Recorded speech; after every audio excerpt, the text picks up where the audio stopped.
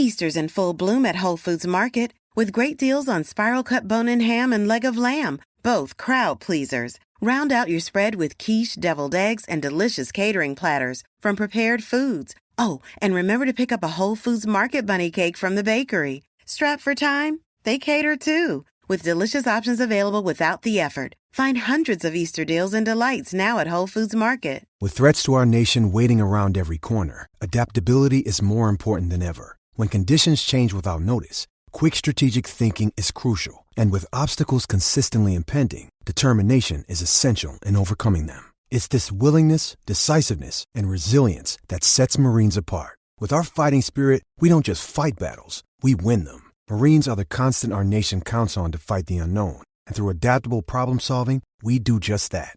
Learn more at Marines.com. How do you feel great on vacation? Like really good? Easy. You go to Aruba. You'll spend your time relaxing on cool white sand beaches and floating in healing blue water. You'll immerse yourself in natural wonder and find your center on an island where things move at your speed. You won't just feel great, you'll feel relaxed, renewed, and ready for life. That's the Aruba effect. Plan your trip at Aruba.com.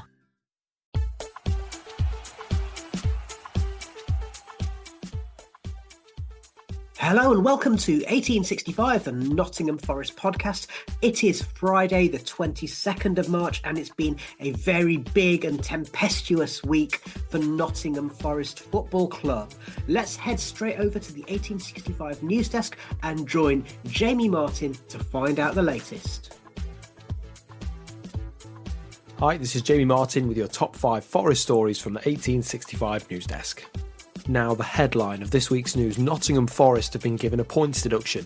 After months of speculation as to the future of Nottingham Forest league position due to a potential penalty from the Premier League, it has this week been confirmed that the East Midlands club have been docked 4 points after breaching PSR rules.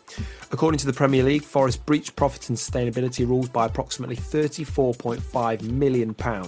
Forest were allowed to spend £61 million over a 3-year rolling period, as they had a year in the Premier League and 2 years in the Championship, meaning their total allowable losses totaled the £61 million mentioned. Forest, however, spent £95.5 million, which was a breach by more than £30 million. Originally, the Premier League wished to dock Forest 8 points, but a successful legal defence reduced that to 6, and further cooperation reduced it even further to 4 points. A significant reduction in points docked, given the amount they had breached by. Forest owner Evangelos Marinakis is understood to be frustrated at the decision and does want an appeal. Others in the club hierarchy are prepared to accept the deduction for what it is. More updates are expected, and Nottingham Forest have until next week to lodge their appeal to the Independent Commission. Now, some injury news for Nottingham Forest. Taiwo and Wood is set to miss 2 to 3 weeks of action, and he will be on the sidelines. It's been a tough season for Taiwo and Wood after some big injuries, one needing surgery, that being a groin issue, but the Nigerian star has now suffered another injury setback, with weeks on the sidelines expected. After returning from a groin injury last month, Taiwo and Wood has struggled with small setbacks and is now facing another. According to Daniel Taylor from The Athletic, the forward had tests which showed initial signs that would suggest he'll miss at least 2 to 3 weeks of football in order for him to recover and be back to full fitness.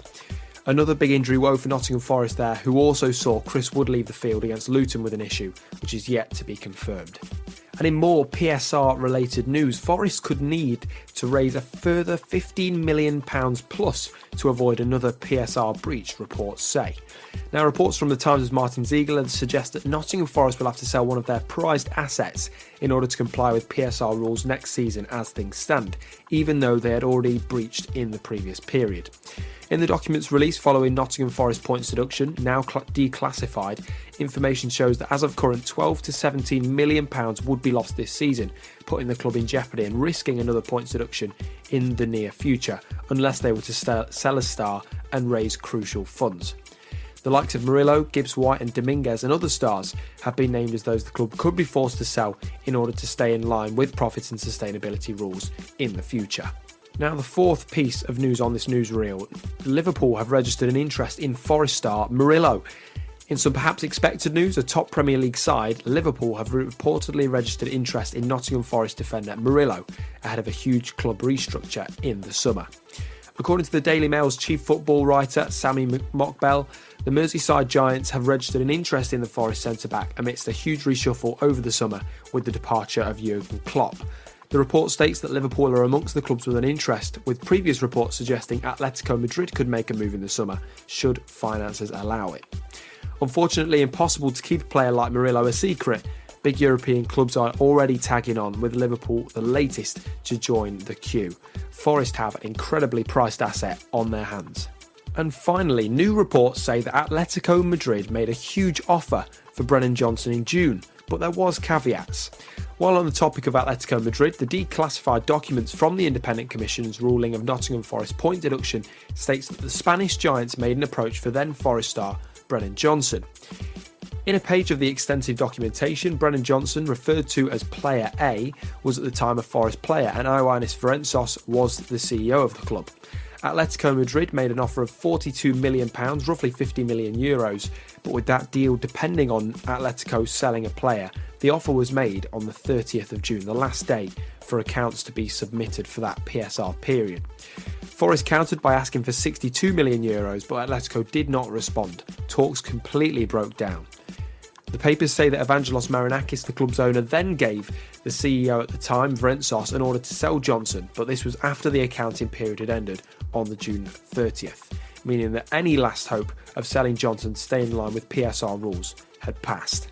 A rather serious news reel this week, hopefully some more positive stories next week though, but that is the latest from the 1865 news desk. I'm Jamie Martin. Be sure to catch up with me on social media via @I'mJamieMartin on Twitter. Updates on Nottingham Forest related news throughout the week. Take care. Speak to you soon.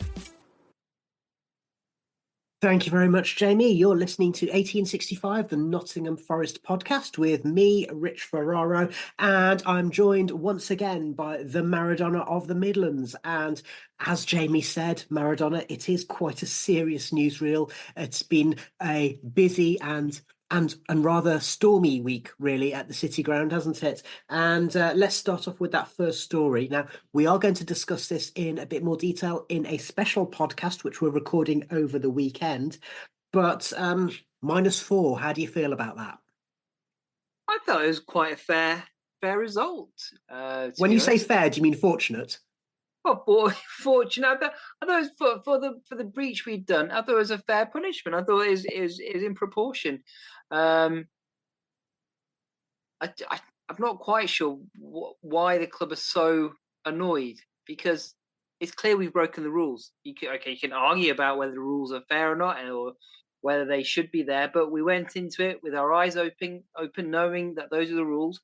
And from what I understand, any sort of breach of the financial rules is a statutory 3-point deduction. So for us to only be given a 4-point deduction, which is 1 point over, it doesn't seem that bad, really. I think it gives us a fair chance of beating it on the pitch and avoiding relegation. So I think just take it on the chin and move on.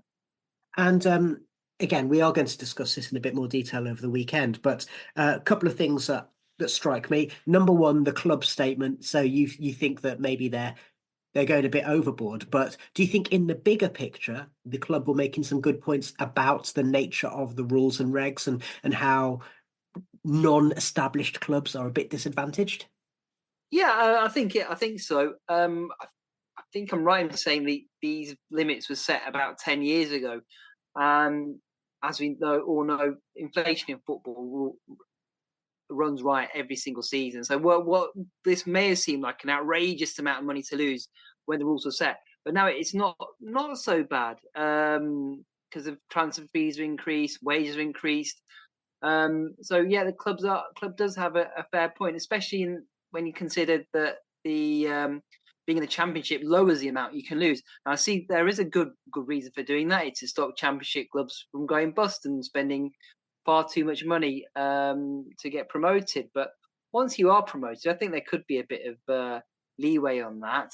And the whole argument of it pulling up the ladder and only allowing the established clubs to dominate is again a fair one. But I don't know how you get around it. You need some sort of rule to stop the state-owned clubs from just buying every player and just doing what they want, because they've got unlimited wealth with money coming out of the ground, literally coming out of the ground, and they don't know what to do with their money. So you've got to find some sort of way of balancing, keeping it a fair competition, but also allowing the clubs to sort of build and get closer to those top 6 clubs. And a breaking story after Jamie recorded his update there is that Leicester, apparently, if they get promoted, they're going to face punishment as soon as they get there. So it seems as though the Premier League have decided that this is going to be the hill that they die on, having issued Everton with 2 breach charges, having issued Forest with the breach, and it seems as though that's what they're going to do. Yeah, I mean, they seem very annoyed by it, the boys down in Leicester. Especially, I mean, I'm surprised they are in this situation because they seem to have sold a big name player every season just to balance the books. And I remember it annoyed Brendan Rodgers because he couldn't buy anybody and he wanted to build on his FA Cup winning team and go forward and challenge the big clubs for maybe they try and win the league again. And they just weren't in a position to do that. I mean, they're a team who have a brand new spanking stadium comparatively with all the facilities where they can generate revenue all the time. And they're sort of 30,000 sellout every week.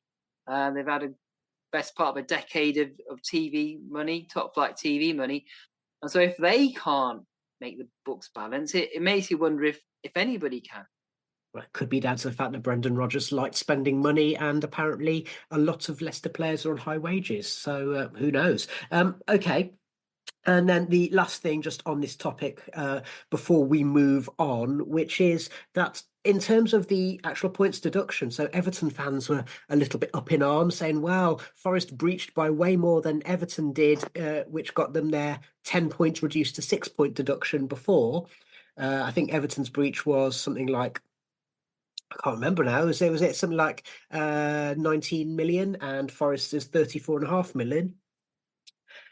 And Everton fans unhappy that Forest got a lot less punishment. So it was originally 8 points, reduced to 6 by the mitigating circumstances.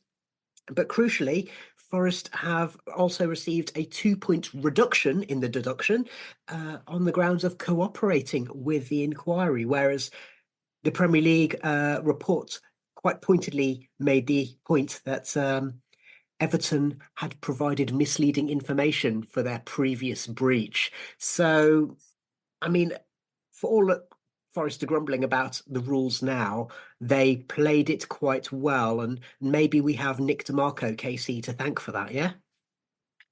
Yeah, maybe. It just...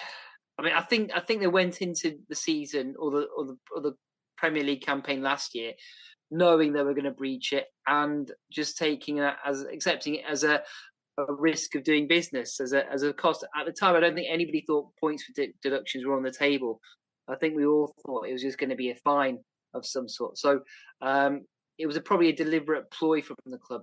And then having realised now that there are points deduction, they probably thought showing a level of contrition would be the best way to go. It's probably just common sense. You can't really deny that you've broken the rules. So it is just a case of pleading your case and trying to be seen as being helpful as possible.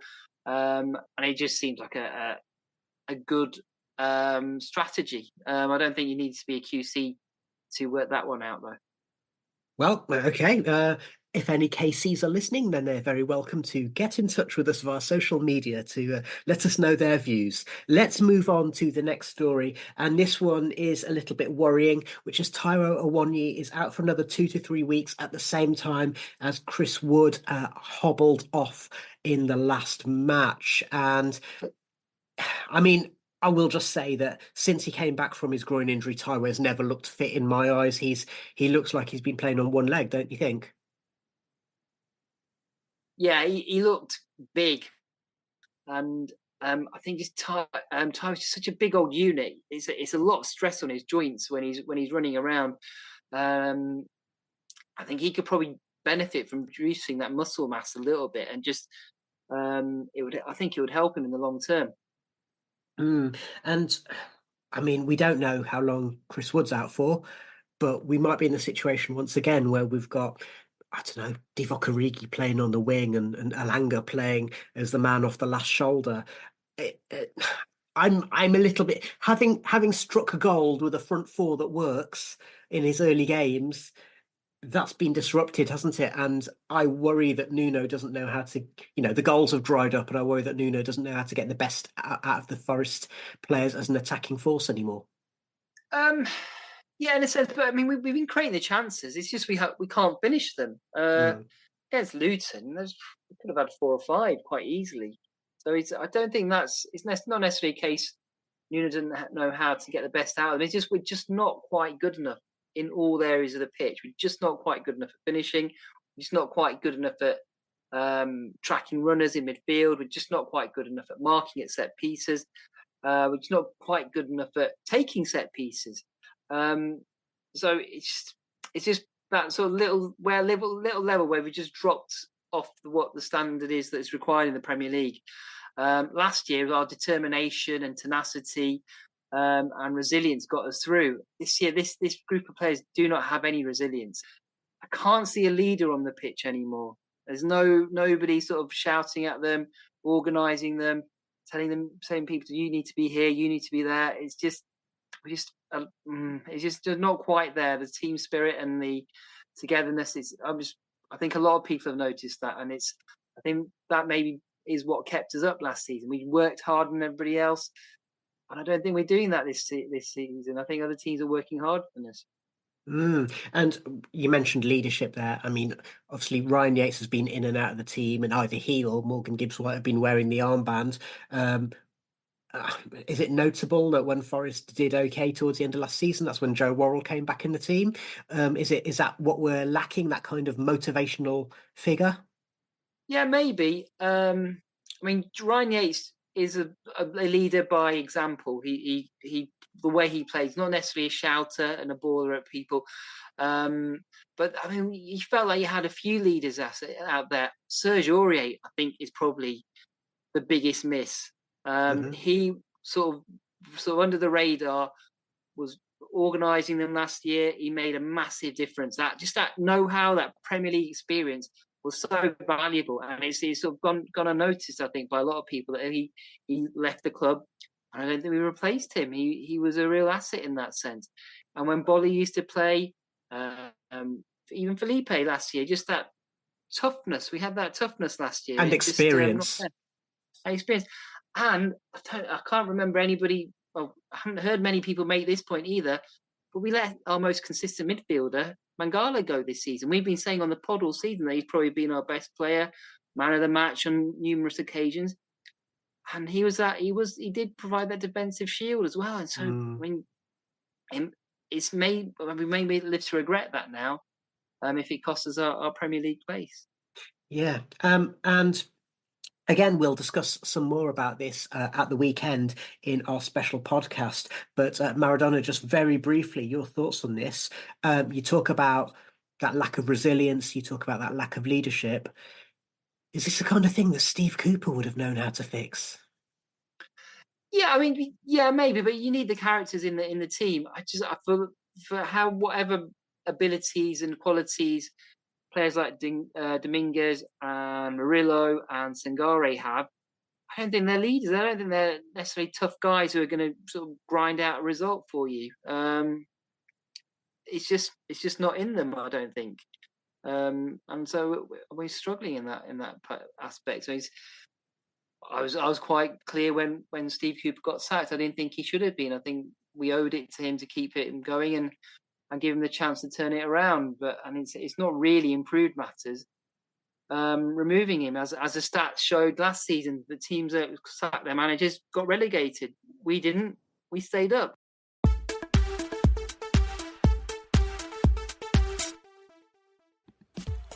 We're pleased to announce that this episode of 1865, the Nottingham Forest Podcast, is sponsored by Greene King Sport, where football is more than a game. Greene King Sport venues are showing every single televised Forest fixture over the 23-24 season. And with more than 900 sports pubs across the UK, it doesn't matter where you're based, you can catch every single minute of the action. If you download the Green King Sport app, you won't just get 10% off all drinks anytime there's a match on the TV, but this month there's also free Guinness to be won and the chance to win one of 6 holidays. And you'll be supporting us here at 1865, the Nottingham Forest Podcast. Hey, it's Kaylee Cuoco for Priceline. Ready to go to your happy place for a happy price? Well, why didn't you say so? Just download the Priceline app right now and save up to 60% on hotels. So whether it's Cousin Kevin's Kazoo Concert in Kansas City, go Kevin, or Becky's Bachelorette Bash in Bermuda, you never have to miss a trip ever again. So download the Priceline app today. Your savings are waiting. Go to your happy place for a happy price. Go to your happy price, Priceline.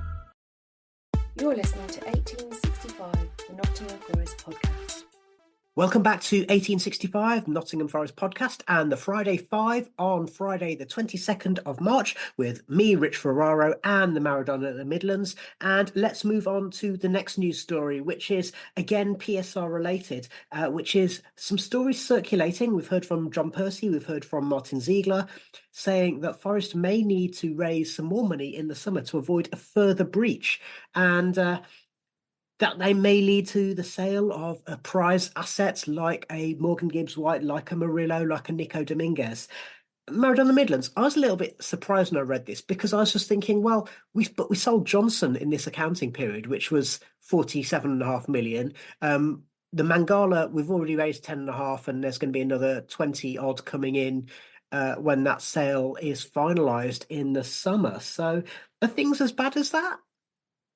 Yeah, but you've got to remember, we went out and spent that Johnson money more or less straight away on Sangare, Dominguez, loan fee for Origi, loan fee for Nuno from Arsenal.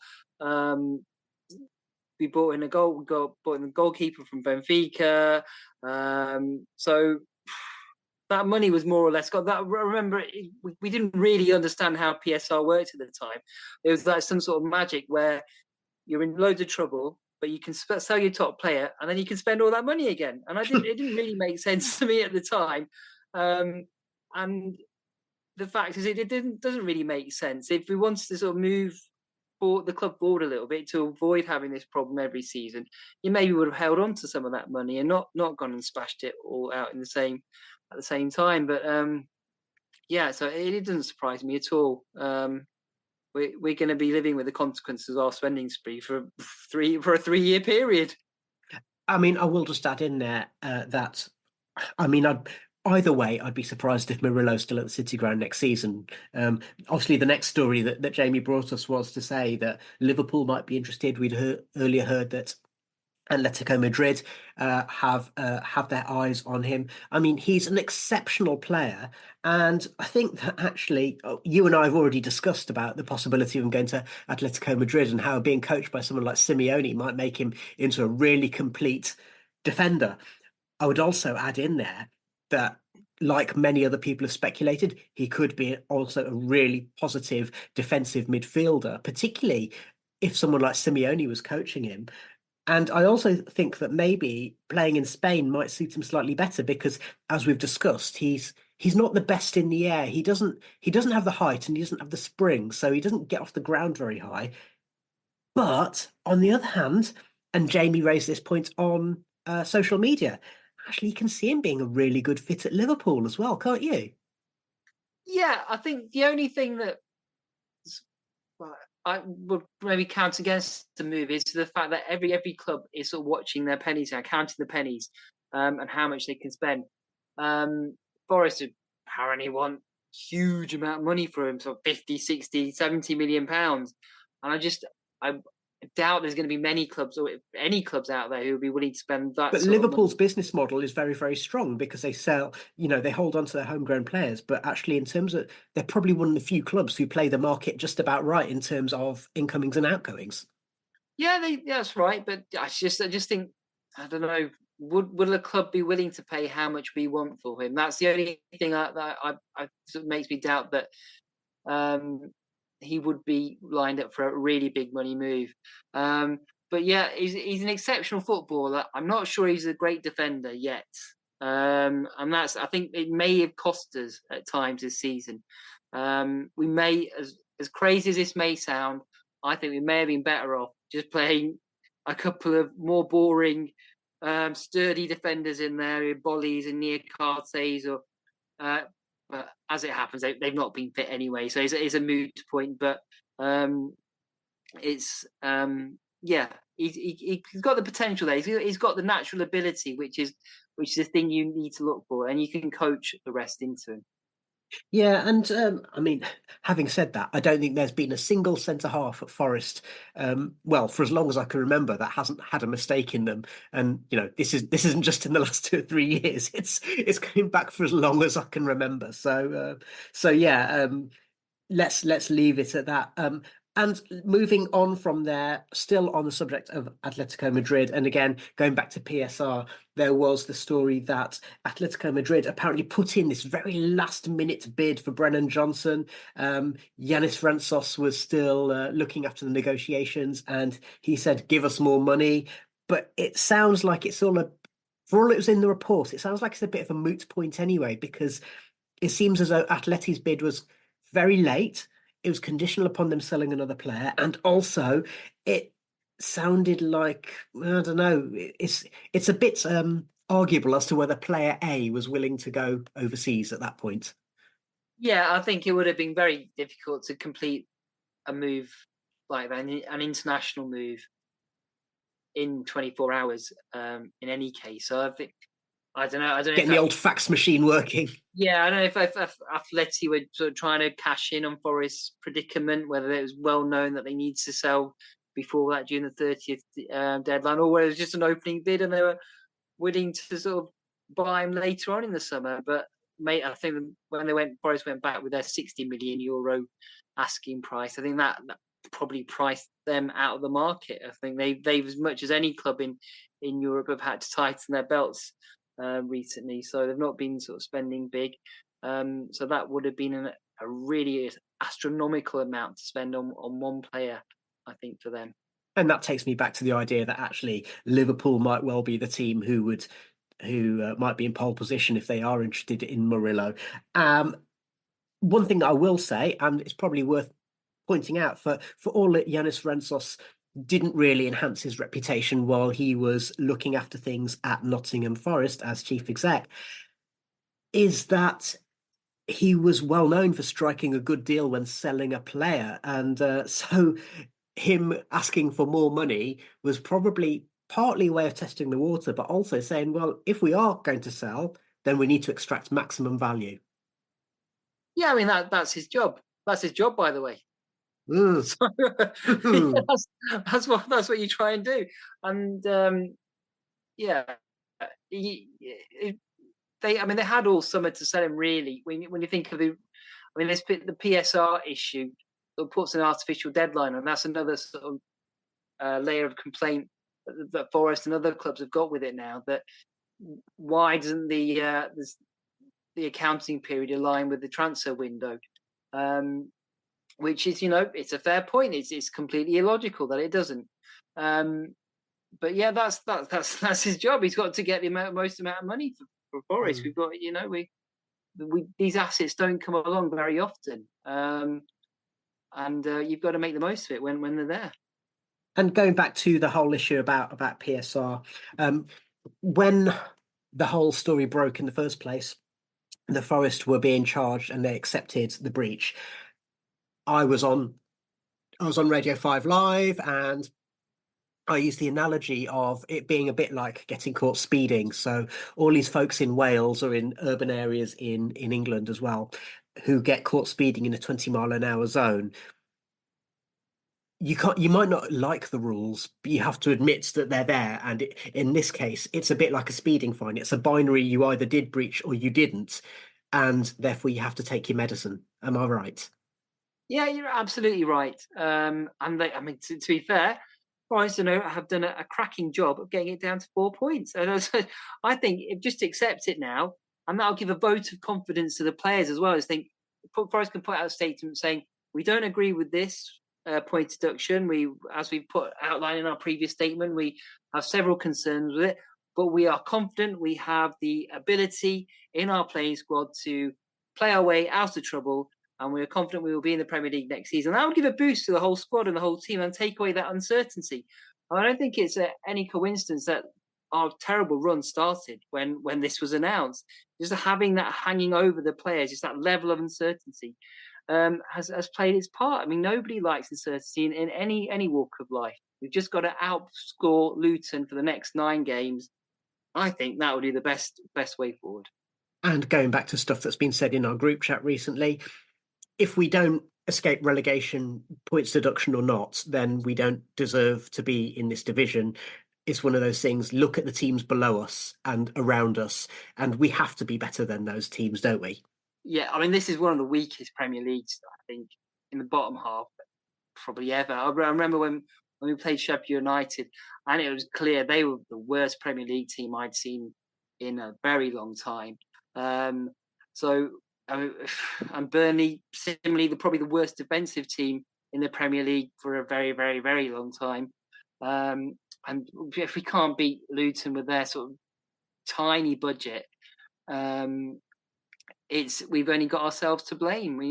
Poor signings, poor coaching, poor play from our players, poor finishing, poor defending.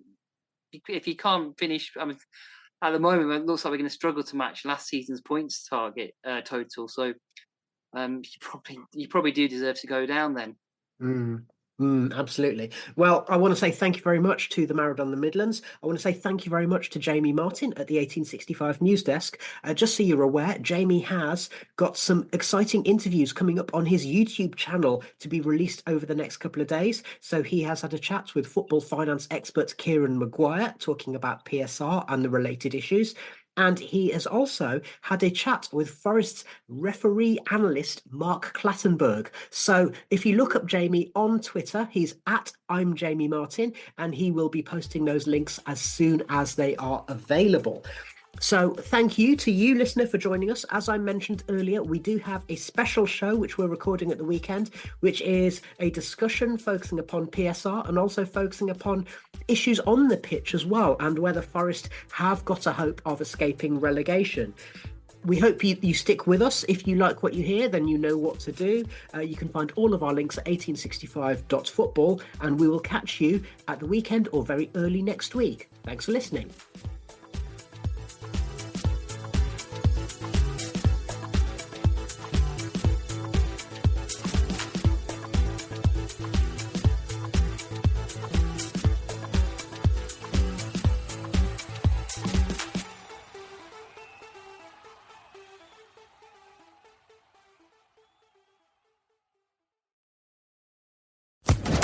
Social Podcast Network. With the Lucky Land Slots, you can get lucky just about anywhere. This is your captain speaking. We've got clear runway and the weather's fine, but we're just going to circle up here a while and get lucky. No, nothing like that. It's just these cash prizes add up quick. So I suggest you sit back, keep your tray table upright, and start getting lucky. Play for free at LuckyLandSlots.com. Are you feeling lucky? No purchase necessary. Void where prohibited by law. 18+ terms and conditions apply. See website for details.